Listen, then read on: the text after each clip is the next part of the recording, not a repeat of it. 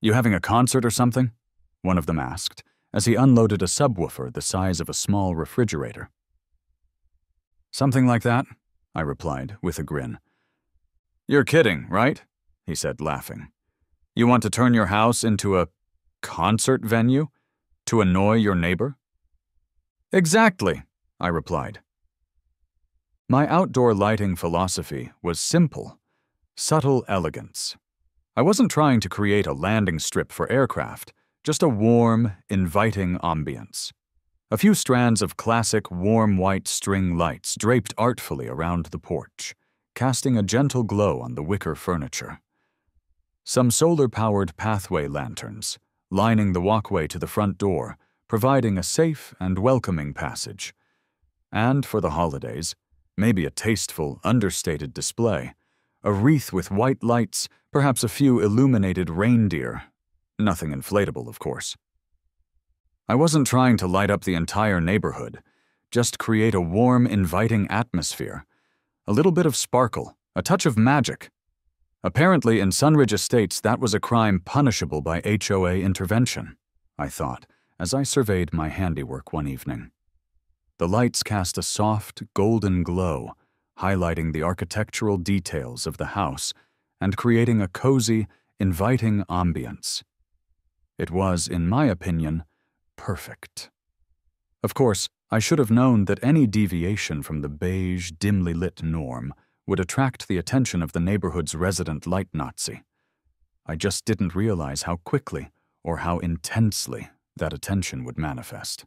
The knock on the door was sharp, insistent, and utterly devoid of cheer.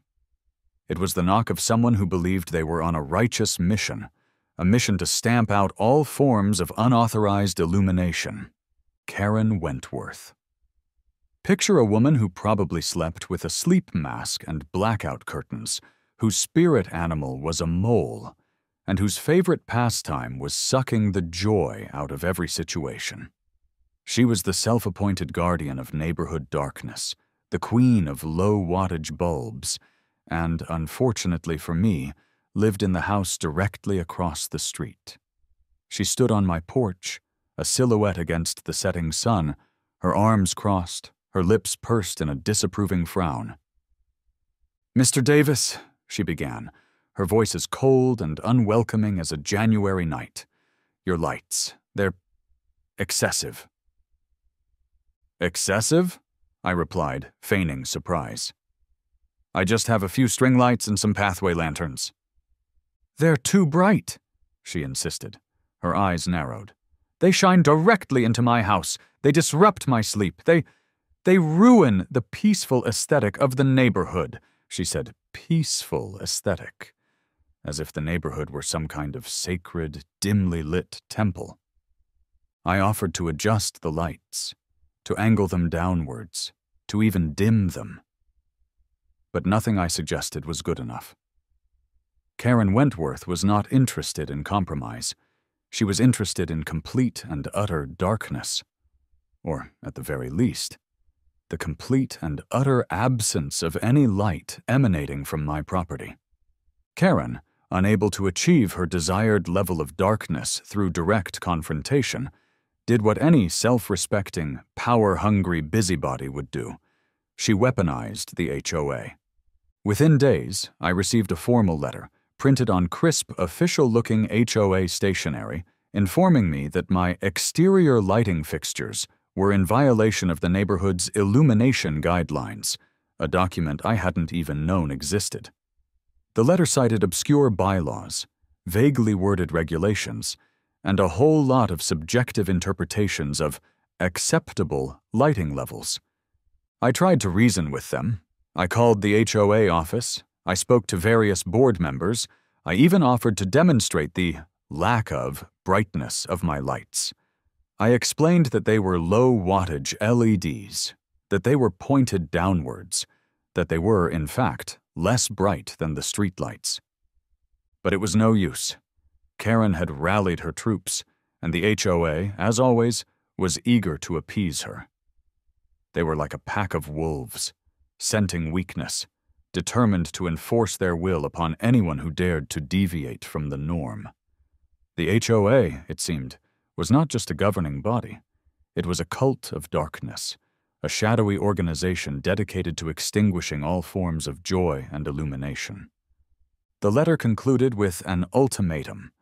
I had 2 weeks to remove the excessive and disruptive lighting, or face escalating fines and potential legal action. It was signed, in a meticulously neat cursive script, by the HOA secretary, a woman who, I suspected, was entirely under Karen's control. I stood on my porch, the HOA's threatening letter clutched in my hand, staring at my perfectly innocent string lights. They twinkled back at me, seemingly mocking my predicament. I could comply, of course. I could take down the lights, surrender to Karen's demands, and return my yard to the HOA-approved state of dim, joyless conformity. But something inside me rebelled. I was tired of the rules, tired of the restrictions, tired of the constant pressure to conform. I looked at my house, at the dark, silent facade, and a new idea began to take shape. A bold idea, a bright idea, a ridiculously over-the-top idea. If Karen wanted darkness, I'd give her darkness. But before that, I'd give her a light show she'd never forget. I'd turn my house into a beacon of luminous defiance, a symphony of light and sound that would make her regret the day she ever complained about my excessive string lights. I thought, a slow, mischievous grin spreading across my face. It was time to escalate. It was time to weaponize light itself. It was time to create a spectacle so grand, so audacious, so utterly un-Karen-like that it would send her running for the hills, or, at the very least, to a neighborhood with stricter lighting regulations. I needed lights, lots of lights, and I needed music. Karen Wentworth, you want a war on light. You've got one. Prepare to be illuminated and amplified, I declared internally, already picturing the look on Karen's face when she saw what I had in store. The battle lines were drawn, and I was ready to unleash the full force of my luminous and sonic arsenal. My quest for revenge began, as most modern quests do, with the internet. I needed to transform my house from a subtly lit suburban dwelling into a full-blown concert-grade light and sound spectacle. This required some serious research. My browser history went from warm white string lights to stadium-grade subwoofer decibel levels and pyrotechnics safety regulations in record time, I chuckled as I delved into the world of professional lighting and audio equipment. I discovered a whole new universe of programmable LED lights. Strips, panels, spotlights, floodlights, even lasers, all capable of being synchronized to music and controlled with sophisticated software. I learned about DMX controllers, MIDI interfaces, and the intricacies of creating complex lighting sequences. Then came the sound system. I needed something powerful, something that could not only be heard but felt, something that would shake Karen Wentworth's perfectly coiffed hair to its very roots. I researched stadium-grade speaker systems, subwoofers that could generate bass frequencies capable of rattling windows, and amplifiers that could probably power a small city. And of course, I needed the perfect soundtrack. I spent hours searching for the ultimate anti-Karen anthem, a song that would capture the spirit of my rebellion, the absurdity of the situation, and the sheer unadulterated joy of petty revenge. And then I found it. Karen by the National Parks. It was perfect, a catchy, upbeat tune with lyrics that perfectly described my nemesis. Karen, you're a nightmare. Complaining and control. Karen, please shut your mouth. It was fate. It was destiny. It was the soundtrack to Karen Wentworth's downfall. Acquiring the necessary equipment was an adventure in itself. My online shopping cart looked like a rock band's tour rider. Thousands of dollars worth of LED lights, miles of cabling, a sound system that could rival a small concert venue, and yes, even a few, perfectly legal, I double-checked, small pyrotechnic devices for the grand finale. The delivery day was a spectacle. A series of trucks, each larger than the last, arrived at my house, unloading an endless stream of boxes, crates, and strangely shaped packages. The delivery drivers, hardened professionals used to hauling heavy equipment, looked at me with a mixture of bewilderment and awe. "You having a concert or something?" one of them asked, as he unloaded a subwoofer the size of a small refrigerator. "Something like that," I replied, with a grin. The neighbors, of course, were watching. They gathered on their lawns, their expressions a mixture of curiosity, amusement, and a growing sense of what on earth is going on over there. Mrs. Higgins, armed with her trusty binoculars, maintained her usual post at the window, no doubt taking detailed notes for her next complaint to the HOA. Karen Wentworth, I noticed, was also observing the proceedings, her face a mask of suspicion and growing alarm. She'd clearly expected me to comply with her demands, to quietly remove my offensive lights and return to the beige, dimly lit conformity of Sunridge Estates. She had no idea what was coming. Assembling and programming the light and sound show was far beyond my technical capabilities. I needed help. I needed a tech-savvy friend, someone who understood the intricacies of DMX controllers, MIDI interfaces, and the dark arts of audio engineering. I called my friend, Alex, a software developer with a passion for electronic music and a healthy disregard for authority. I explained my plan, outlining my vision for a synchronized, over-the-top light and sound spectacle that would make Karen Wentworth regret the day she ever complained about my string lights.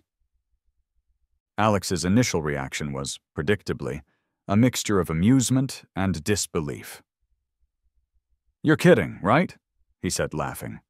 "You want to turn your house into a concert venue? To annoy your neighbor?" "Exactly," I replied. There was a long pause. Then Alex said, "I'm in." The next few days were a blur of wires, lights, speakers, and software. Alex, a true master of his craft, worked tirelessly, transforming my backyard into a technological wonderland. He connected the lights to a DMX controller, programmed complex sequences, and synced everything to the beat of Karen by the National Parks. The process was not without its challenges. There were accidental power outages, software glitches, and a near disaster involving a rogue spotlight that almost set my neighbor's prize-winning rosebush on fire. But through it all, Alex remained calm, focused, and utterly committed to the cause. He was a true artist, a digital conductor, orchestrating a symphony of light and sound that would soon unleash its fury upon the unsuspecting residents of Sunridge Estates, and specifically, upon one Karen Wentworth. With the light and sound show programmed and ready to go, I enforced a period of darkness. I removed all my outdoor lights, even the previously offending string lights, creating an illusion of compliance. I wanted Karen to believe she'd won, to lull her into a false sense of security, to make the grand reveal even more shocking, more spectacular, more satisfying. I could see her watching from her window, her face smug with self-satisfaction. She'd patrol the street, her clipboard clutched tightly in her hand, searching for any sign of my continued defiance. But she found nothing. My yard was dark, silent, seemingly devoid of any excessive or disruptive lighting. She had no idea what was coming.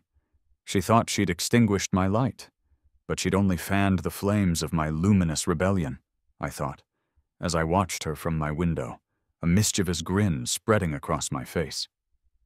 The anticipation was almost unbearable. The stage was set, the players were in position, and the curtain was about to rise on the most epic light show Sunridge Estates had ever seen. The quiet darkness was merely a prelude to the storm of light and sound that was about to be unleashed. and Karen Wentworth was directly in its path. Friday night, 9 p.m. The moment of truth had arrived. For days, my house had been shrouded in darkness, a silent, unassuming presence in the quiet suburban landscape of Sunridge Estates. Karen Wentworth, I imagined, was basking in her victory, convinced that she'd successfully extinguished my rebellious spirit. She was wrong. Very, very wrong. With a deep breath and a flick of a switch, I unleashed hell, or rather, I unleashed Karen by the national parks. The song started softly, a gentle acoustic intro, a deceptive calm before the storm. And then the bass dropped, and my house exploded. It wasn't a literal explosion, of course, but it might as well have been. Thousands of LED lights strategically placed across my roof, my walls, my trees, my entire yard burst into a synchronized symphony of color: red, blue, green, purple, yellow, a dazzling, pulsating rainbow that shattered the darkness and illuminated the entire neighborhood. Spotlights swept across the sky, like searchlights at a Hollywood premiere. Strobes flashed, creating a dizzying, strobe-like effect. The lights danced, they pulsed, they swirled, all perfectly in time with the music, which was now blasting from the stadium-grade speakers hidden throughout my yard. The sheer scale of the spectacle was breathtaking. It was as if a Las Vegas show had suddenly materialized in the middle of suburbia, a collision of worlds, a glorious clash of cultures. The quiet, tree-lined street, usually bathed in the soft glow of streetlights, was now a vibrant, pulsating canvas of light and sound. It was beautiful. It was ridiculous. It was glorious. And it was all for Karen, I thought, watching the show unfold from my front porch, a grin plastered across my face. The lyrics of the song, now amplified to an almost obscene level, seemed to mock Karen directly. Karen, you're a nightmare. Complaining and control. Karen, please shut your mouth. And then, just as the song reached its crescendo, the grand finale, a series of small, perfectly legal, I'd checked, double-checked, and triple-checked, pyrotechnic devices erupted from behind the house, sending showers of sparks and bursts of color into the night sky. It was the ultimate exclamation point. The final, glorious flourish of my luminous rebellion. The scream was immediate, and it was glorious. It pierced through the music, a high-pitched, ear-splitting shriek of pure, unadulterated outrage. Karen Wentworth, I saw, had emerged from her house, her sleep mask askew, her hair a mess, her face a mask of horror and disbelief. She stood on her porch, flailing her arms, pointing at my house and screaming incoherently. "Stop it! Stop it! Stop it!" she shrieked, her voice barely audible above the music and the explosions. This is insane! You're a monster!" She looked like a cartoon villain who'd just had their evil plan foiled, a caricature of outrage, a walking, talking embodiment of HOA tyranny. It was, without a doubt, the most satisfying moment of my life. I almost felt sorry for her. Almost. But the show must go on. I let the music play, let the lights dance, let the fireworks explode. I let Karen scream. It was her soundtrack, her personal symphony of defeat. While Karen was having a meltdown, the rest of the neighborhood was having a party. People emerged from their houses, drawn by the spectacle, their faces illuminated by the flashing lights. They stared, they pointed, they laughed, they cheered. Families gathered on their lawns, children danced to the music, and even some of the teenagers, normally too cool for anything suburban, seemed impressed. People started recording videos on their phones, sharing them on social media, turning my little light show into an instant viral sensation. The street in front of my house became a makeshift viewing area, with cars pulling over, their occupants getting out to watch the show. Someone brought snacks, someone else brought drinks, and soon it had turned into an impromptu block party. The atmosphere was electric, a mixture of amusement, delight, and a shared sense of rebellion. It was as if the entire neighborhood had been waiting for someone to break free from the shackles of HOA conformity, and I, with my synchronized light show and my stadium-grade speakers, had become their unlikely champion.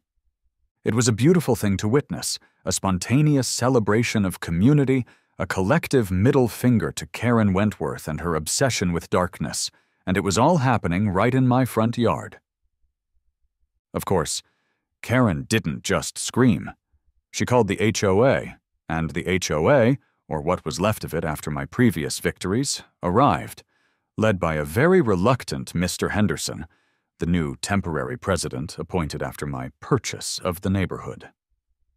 They arrived just as the grand finale was reaching its peak, the fireworks exploding overhead, the lights flashing in a dizzying array of colors, and Karen blasting from the speakers at maximum volume.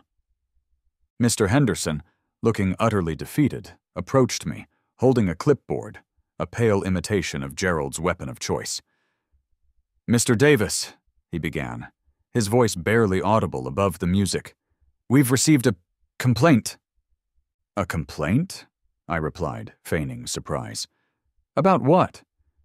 "About this," he said, gesturing vaguely at the spectacle unfolding around us. "It's excessive." "Excessive?" I repeated with a grin. "I prefer to think of it as spirited and perfectly legal." I produced a folder containing all the necessary permits for the lights, for the sound system, and even for the small, carefully controlled pyrotechnics. I'd anticipated every possible objection, every potential violation, and I had the paperwork to prove it. Mr. Henderson sighed. He knew he was beaten. He knew that the HOA had no power over me, not anymore.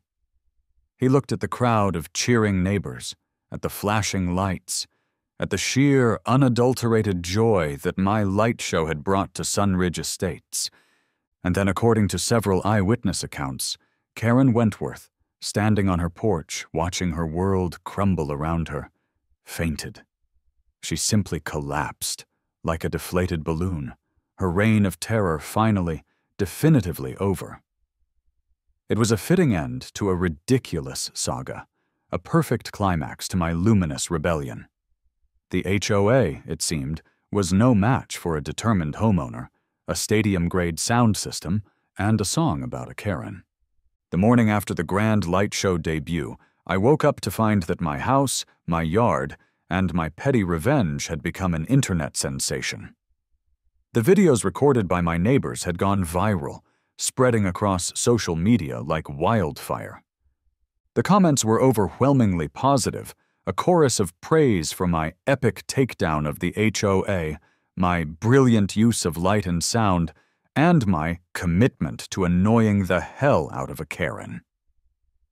News outlets picked up the story, running headlines like "Suburban Showdown, Homeowner Battles HOA with Epic Light Show," and "Karen Gets Lit Up, the Ultimate HOA Revenge Story." My phone was ringing off the hook with interview requests, offers of sponsorships, and even a few messages from people who wanted to hire me to create light shows for their own events. I became, for a brief, shining moment, a folk hero, a symbol of resistance against petty tyranny, a champion of the right to decorate your house however you damn well please. And Karen Wentworth? She became a meme, a cautionary tale, a punchline. The internet, it seemed, had chosen a side, and it wasn't hers. The HOA, facing a public relations nightmare and a neighborhood overwhelmingly in support of my light show, had no choice but to capitulate. They held an emergency meeting, without Karen, of course, who was reportedly hiding in her house, curtains drawn, lights off, and voted to indefinitely suspend the enforcement of all lighting regulations. They even issued a public statement, a masterpiece of corporate doublespeak, praising my creative spirit and commitment to community engagement. It was a complete reversal, a humiliating defeat, and a testament to the power of public opinion, and a really, really good light show. The HOA, once a symbol of oppression and conformity, was now effectively neutered, reduced to organizing potlucks and sending out newsletters about recycling. Their reign of terror was over, replaced by an era of relative peace, quiet, and of course, occasional bursts of synchronized light and sound. Karen Wentworth, predictably, did not handle her defeat gracefully. She refused to accept responsibility. She blamed everyone but herself, and she generally made a spectacle of her misery. But the neighborhood had moved on. They'd embraced the light show, they'd celebrated my victory, and they were no longer interested in Karen's complaints. She'd become a pariah, an outcast, a relic of a bygone era. And so, a few weeks after the great light show debacle, a "for sale" sign appeared in front of her house. She sold it quickly, at a significant loss. The market, it seemed, was not kind to houses with a history of HOA drama, and moved away, presumably to inflict her darkness on some other unsuspecting community. My light show, once a one-time act of revenge, became an annual tradition. Every year, around the anniversary of Karen's defeat, I'd fire up the lights, crank up the music, and transform my house into a beacon of luminous defiance. The neighbors would gather, bringing snacks, drinks, and lawn chairs, ready to enjoy the spectacle. It became a community event, a celebration of freedom, a reminder that even the most powerful HOA could be defeated with a little bit of creativity and a whole lot of wattage. The HOA, under new, much more enlightened leadership, even started to support the event, providing funding for extra security and helping to promote it as a local attraction. The irony, of course, was delicious. The very organization that had once tried to ban my lights was now embracing them, recognizing their value as a source of community pride and, surprisingly, positive publicity.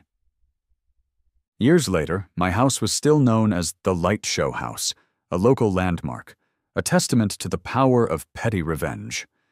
I'd become, somewhat unexpectedly, a neighborhood legend, the guy who'd taken on the HOA and won. I was sitting on my porch one evening, sketching out plans for the next year's light show. I was thinking bigger, bolder, more elaborate. I was considering adding lasers, projections, and maybe even a synchronized drone display. A new neighbor, a young woman who'd just moved in down the street, walked by. "Excuse me," she said. "I just have to ask, what's the deal with all the lights, and the music, and the fireworks?" I smiled. "It's a long story," I said, "but the short version is, we had a bit of a disagreement with the HOA a while back, and I won." "So? What's next?" she asked, a glint of curiosity in her eye. "I'm thinking synchronized drones," I replied, deadpan. Who knew that a few string lights and a burning desire for revenge could lead to all this? I guess sometimes you just gotta turn your house into a concert venue to find your peace, I thought, as I watched the sun set, painting the sky in a riot of colors. It was a fitting backdrop for my luminous kingdom, a reminder that even in the most mundane of settings, a little bit of light, a little bit of music, and a whole lot of spite could create something truly magical. I raised my glass in a silent toast. To the great light show of Sunridge Estates, may it forever shine as a beacon of hope for all those oppressed by HOA darkness.